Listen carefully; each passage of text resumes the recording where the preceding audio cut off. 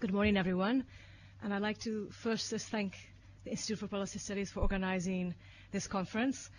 And I have come from Italy, so we have one of the lowest birth rates in the world. So you're looking at then perhaps the future for Sri Lanka, all of the EU, but Italy is particularly, you can say, strong case in this area. So I'm going to be talking today about how Sri Lanka could exploit emerging opportunities in the EU, because there are a number of new programs that have emerged just in the last few years that I don't think are very well known outside of the EU, because I don't think always the EU does such a good job at promoting some of these policies. And as I will be discussing, there's a lot of complexity, a huge amount of complexity in Europe, which makes it confusing. So I'll try to also show you how that can be simplified for applicants. Now, some of you may have heard about the EU Blue Card, which was launched in 2009, so very recent. However, it's only now being implemented.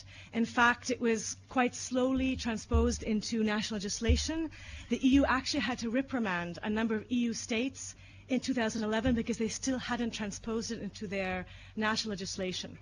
This is why we only are now having our first statistics of the first full year of operation was 2013. Now, why is the Blue Card special? Because before, and still this is the case today, there's a whole patchwork of different programs that exist all across the EU for highly skilled labor. But this was an attempt on the EU to make the EU more competitive internationally, especially to compete with North America and Australia and New Zealand, and to create one program that would be more systematized, more standardized across the EU. So there should be some minimum requirements. As we will see, there's still not the standardization that the EU hoped for, but it's a first step. So what are some of the aspects? The salary has to be quite high. So we're looking at, although it's also aimed at skilled, especially highly skilled. So there's a definition. The EU finally had a definition. So tertiary, you have to have a tertiary education, usually, to apply for a Blue Card. Either has to be 1.5 times the average gross annual salary. This can sometimes be lower if it's what's defined as a shortage occupation, an occupation greater need. Here, I've just put some of the salary thresholds. They really vary a lot because it's each member state that defines the salary threshold. So it's quite low in Germany. We'll see Germany is one of the most popular countries for the Blue Card, where it's very, very high in the Netherlands. You have to have a binding job offer. This is the crutch. So you cannot apply for a Blue Card, arrive in an EU country, and then start looking for work. You already have to have either the contract in hand or the job offer. And finally, I'll just mention here, there are 3 countries that didn't adopt the Blue Card. I'll be speaking especially about the UK because I know it's of special interest to Sri Lanka, but unfortunately the 2 main English-speaking countries did not adopt Blue Card. It's because they have their own schemes. Ireland has the Green Card, the UK has their tier system, and I'll be going into more detail, especially about the UK and new programs in the UK. And then Denmark also has its own highly skilled scheme. So what are some of the advantages of the Blue Card? Why would someone actually want to apply for a Blue Card? In stark contrast to the Middle East, where usually if you migrate to the Middle East and you're not a highly skilled worker, there's no right to family reunification. The Blue Card gives you an automatic right to family reunification. Countries are obliged within 6 months to process the application for the reunification of family members, and most countries do it automatically. So there's no delay. And those family members have access to the job market. This is very important because many of you are probably familiar with the H-1B visa in the US. Well, this visa penalizes a number of families because the spouses cannot work, many of whom are highly qualified. But as the law currently stands, they cannot work. They can't even earn their own income. So this is not an obstacle here. So let's say someone goes and have a highly skilled spouse. So for increasingly the new trend is for dual career couples. Both then can access the job market, and neither of the spouses' career opportunities are harmed. After 2 years, blue card holders can receive equal treatment. What does that mean? That means that after 2 years, you can compete on an equal level with an EU national. You don't have the salary requirement. You don't have to worry about salary requirements, and you can work in any sector. You don't have to work necessarily in the sector for which you were initially approved. So after that first 2 years, you've got a lot more flexibility. You can be temporarily unemployed, and many other highly skilled programs, once you're unemployed, that's it, you lose your visa. You can move to another EU country after 18 months, and it gives access to long-term residency. So this is, for all these, especially the long-term residency, I would say this is probably the most attractive feature. All right, so moving on to the implementation. We have complete data for 2013, incomplete for 2012, and this is because in 2012, most countries still hadn't fully implemented the blue card. The top countries for the blue card are Germany. This is in both years. We had, interestingly, Spain was in the first year. Luxembourg is also very active. The reason why Germany is the number one country is that effectively the blue card has replaced previously Germany had a green card. And effectively, Germany is the only country in the EU who now uses the blue card as its main policy instrument for attracting highly skilled nationals, for non-EU nationals. But if we look at who is receiving, we can see that Asia is doing very well, so at least some Asian countries. So India is number one. Then comes China, Russia, the US, and Ukraine. So I'll go a bit more, but India, the reason why India is number one is because of the speciality in the ICT area. The main occupations, there wasn't that much data yet on the main occupations. We can see ICT is there, general management. It's mostly commercial business, and then ICT. In Germany, once again, India is number one, followed by China, and then Egypt. And amongst South Asians, after India, Pakistanis come in at 140, Bangladeshis 128, Nepalis 23, and Sri Lankans 11. So this can definitely be improved. For example, promoting more knowledge of the blue card and knowing that Germany really does want to recruit. And what's also very interesting, because language barriers were mentioned, that you don't have to have German languages to be able to obtain a blue card in Germany, and also your spouse doesn't. This is also very important. And some of these highly skilled schemes, there used to be a language test, and there is no language test. That's waived for the spouses of blue card holders. So that's not an initial barrier, at least to migrate to Germany, because I can imagine how off-putting if I think, oh, I have to go to Germany, I have to learn German. It's off-putting even for many Europeans to migrate to Germany. We've got many Southern Europeans migrating to Germany at the moment because the job situation is so bad in Southern Europe for university graduates. And one of the main issues that puts people off is the language issue. So at least for Germany here, one of the attractions is you don't need German. Another whole issue is then in your daily social life, but at least for the job, you don't need German from the start off. So here, as we can see, the statistics show Sri Lanka can really improve its position here. Germany is a very important recruiting country. All right, so how is it being, what are some, I just want to look at some of the challenges, because you have the blue card in a number of countries, then you have also the national scheme. So Austria has its white, red, white card. Netherlands has its own highly talented scheme. So if you're a highly skilled graduate coming from Sri Lanka and you're looking at migrating, I can understand you'll be very confused because you've got the blue card, you've got all sorts of different cards. So what do? And you have to see if there's a competing scheme. So here, for example, the Netherlands just only issued one blue card. And that's because a number of EU countries have preferred to promote their own national programs rather than the blue card. The same as in France. Many more statistics are available for other countries. So this is one of the weaknesses, one of the drawbacks, is because there's so much diversity across the EU. You have a really great EU directive, but that's not fully implemented across Europe. And so the highly skilled national coming from outside the EU really has to look both at the blue card. There's always two levels, and there's another level of complexities because in each country, depending upon which country you're interested in, will have different rules for applying. So sometimes you have to apply, sometimes it's the employer, as in Italy. Sometimes it's both. Sometimes you have the choice.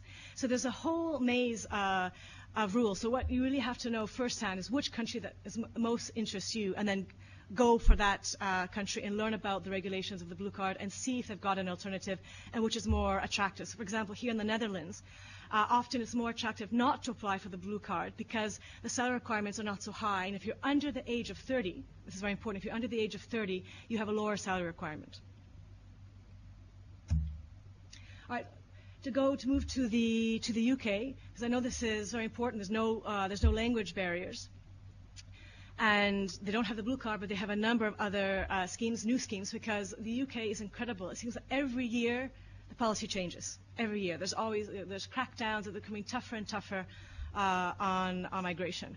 I just wanted to give you an idea of the top 10 nationalities issued work-related visas. This will include both skilled and highly skilled. Will not include low skilled. There's no more of a legal low skilled path into the UK. So India once again does very well, first place. Pakistan is in 7th place. We also have the Philippines in 4th place, and we have China in 8th place. Sri Lanka does not make it into the top 10, but it does make it into the top 10 for those receiving, ironically, an extension to the work visa. And that is because it looks like many Sri Lankan nationals in the UK first obtained the work visa after they completed studies, usually postgraduate studies. And so that's sort of an indirect route. So this is something that can be promoted further, but unfortunately the UK suppressed its post-study work visa. Very unpopular decision. This was mostly made for political reasons. So what are some of the new opportunities? Given that so many avenues have been closed, discontinued in the last few years. We've got the entrepreneur visa, just launched in 2011. So we can see the UK is increasingly, and not just the UK, across Europe, it seems that people are pointing on entrepreneurs and investors, these two categories. So if you've got money of your own, £200,000, or if you can get a bank, a British-based bank, who will agree to fund you, then you can apply for this visa. What does it give you? It gives you a fast-track permanent visa. So after 3 years, if you can meet certain requirements, so that you show you created some jobs or contributed so much to the economy, you can apply for permanent residence, which is what the UK calls the right to leave. Sri Lanka was the #1 applicant in 2013. So there's obviously So there's obviously demand. There's interest amongst Sri Lankan either business people or people thinking, I've got a business idea, I can't migrate from any other avenue. So let me try this, because what's very interesting is that the UK does apply quotas and its other tiers, but there aren't quotas in this tier. However, although Sri Lanka was the #1 applicant, it wasn't, unfortunately didn't appear in the top 5. The UK hasn't revealed a lot of statistics in its official reports. They don't like to reveal the nationality breakdown, which I find very suspicious. But I did manage to find the top 5. We've got the US, Pakistan has done very well, 2nd place, China, India, and then Australia. So here, I think it could be very interesting is if you mentioned interviews then with people who are coming back about the difficulties, and I think that this would be a good opportunity for the IPS to interview some of those Sri Lankans who did apply for the entrepreneur visa and ask them what were some of the difficulties encountered, do they need any support so that their application can be successful, and see how could it be so that Sri Lanka can then be in this top 5 list. There's also something new. This is called the graduate entrepreneur visa. I think this could be very interesting for especially those Sri Lankans who are going to study in the UK, and now they don't have the opportunity to stay on afterwards. And I think this is very punitive, because if you go all the way to the UK, and it's extremely expensive. If you're a non-EU national, you want to study in the UK, you spend all that money, and then the UK cuts off the post-study work visa that would, in the past, gave you the opportunity to at least work for a year, gain some experience, gain some money, improve your CV, then either come back to Sri Lanka or your home country, or stay on. That route is now closed. It looks like Sri Lankans in the past were heavily using that route. But there's another route. This route Obviously, it's not as attractive because it means you have to set up your own business. You have to have a viable business plan. Already the UK has reduced its requirements. Before, they actually said you had to have a world-class business plan. And now it has to be a viable, feasible business plan. You have to be endorsed either by your university or by UK Trade and Investment. It's initially for 1 year, but it can be extended to 2. So essentially, the government has given this other option. There's been so far a low take-up. So just 119 graduate entrepreneur visas have been granted, and very few applications so far. And some of the reasons that have been given is that it's very difficult. Think about it. If you're studying full-time, maybe you're also working part-time to help fund your degree, it's difficult to find the time to get your business plan together. And some universities, I was very shocked to discover, even charging, because you have this whole new commercial model education now in the UK. So here, for example, Oxford Brookes University, former Polytechnic, is charging £1,500, to guide and mentor students. As I mentioned before, this is a growing trend across the EU. It's not just the UK. So this is something that definitely Sri Lanka can look at, because almost every country now is creating either an investor or an entrepreneur visa. The list is very extensive. Italy also recently has launched a startup visa. So everyone is getting on this bandwagon. And here you don't have to be highly qualified, in the sense you don't have to have a degree. So it can give opportunity to people who are innovative, they've got good ideas. They might not be academically inclined, because not everyone's going to be academically inclined, but at least it gives you an opportunity to apply your entrepreneurial skill outside of your home country.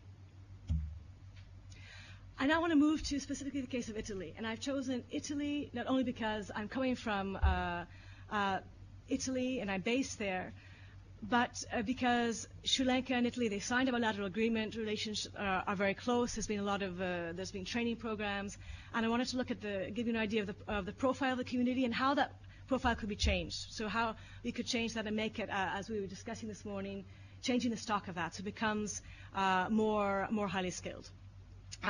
First, Italy reflects a trend in Southern Europe to have not very many highly skilled non-EU nationals. So just 5% of third country nationals are employed in highly skilled occupations.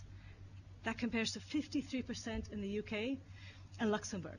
So UK is very, very low, and it's only issued 118 blue cards. So Italy traditionally has never been a destination for highly skilled labor.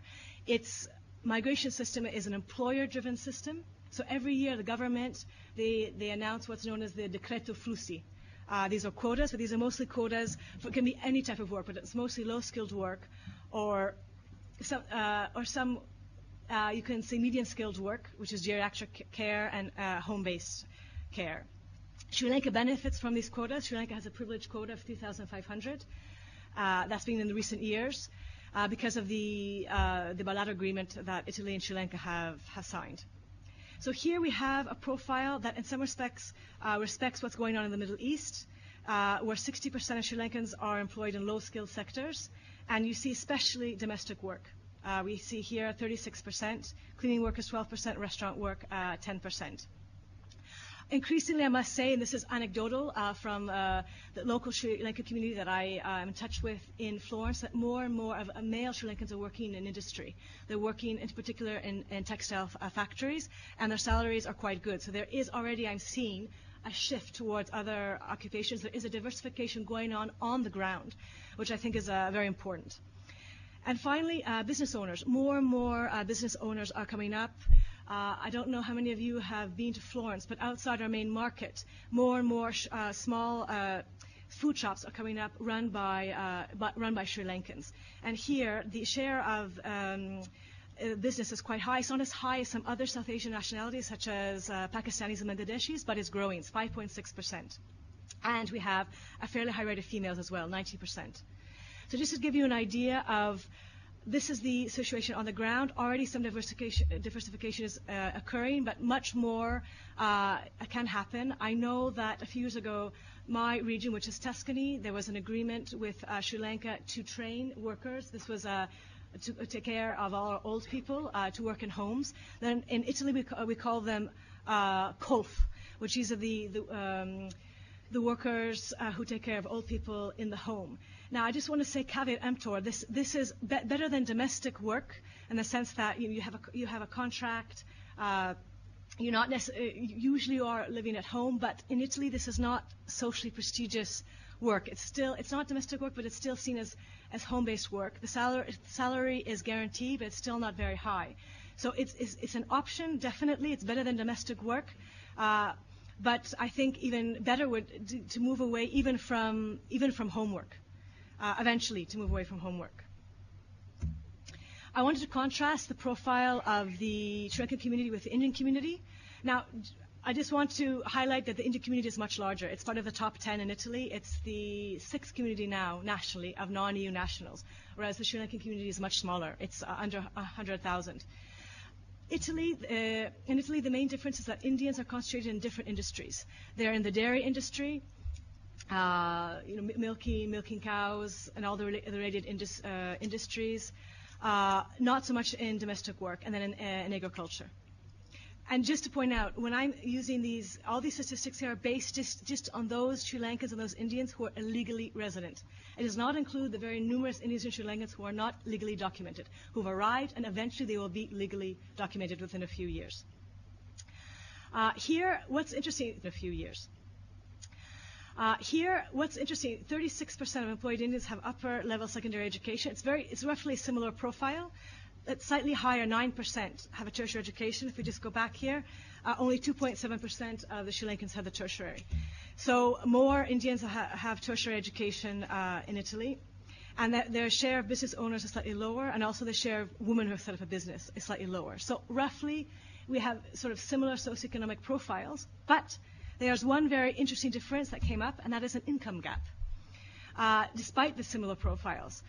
And the reason why there's an income gap is because there's a gendered aspect to this. Because there are so many Sri Lankan women who are in domestic work, and because domestic work is not very well remunerated in Italy, that brings the salary down. Because Indians are working especially in the dairy industry, where salaries are quite high, especially for Italian standards, can go up to 3,000 a month. 2,000 a month in Italy is a very, very good salary. So partly, I think here in Italy, there's scope definitely for justification on the ground by Sri Lankans moving in, for example, into industry, which is already happening. So what are some of the ways forward? Because we've heard this morning we want to move into diversifying both destinations and diversifying the quality of the stock. Because of the rise of so many entrepreneurial visas, I think there's definitely scope for training. So training a youth in Sri Lanka, both who want to set up a business in Sri Lanka, but also those who would like to set up a business abroad, so they have the mentoring. And already I know Youth Business Sri Lanka is very active in this area. Maybe they could maybe there could be some agreement signed with them, and they could also be given more institutional support. In terms of the bilateral agreement with Italy, I would say putting pressure on Italy to also have a special agreement whereby Italy would accept highly skilled workers. Or, for example, with the startup visa, perhaps negotiating with Italy an unofficial quota that could come from Sri Lanka. And finally here, a lot of people just talk about ICT general, as if there are so many jobs in ICT, but in fact there are certain subfields that are most in demand, cloud, big data analytics, regulation and security. So looking at making sure that Sri Lankan universities can produce the sort of graduates in the fields that are very much in demand, that are shortage occupations, not subject to quotas in the EU, and that are defined officially as shortage occupations in a number of countries. And finally, just to get back to what Dr. Arjun was saying about the bilateral agreements India has signed. For example, there's a very interesting bilateral agreement between the Netherlands and India on social security. And I think this definitely is something that could also be copied by Sri Lanka, especially for temporary workers and the intercompany transfer workers. Thank you very much.